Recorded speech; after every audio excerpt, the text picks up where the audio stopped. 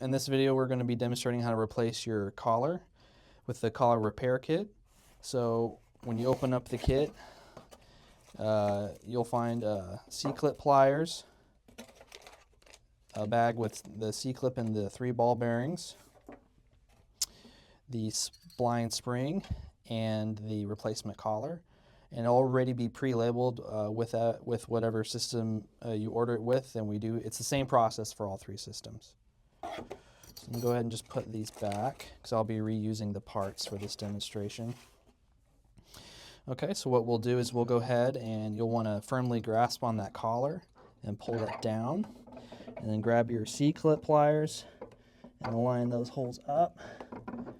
Just take that C-clip off like so. And I'll go ahead and put it on the rack so that way all the parts are together and not rolling around. And here is the collar. You see these ball bearings are already starting to come out.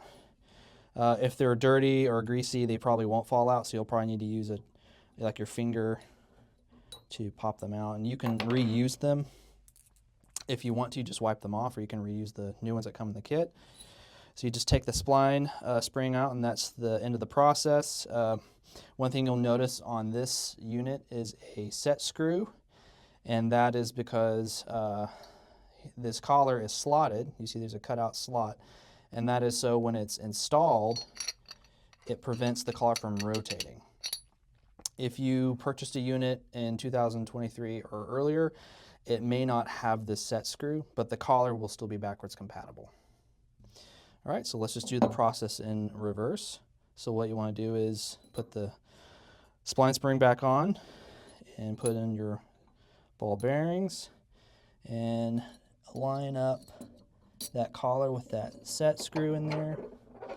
Okay, so we know that's lined up.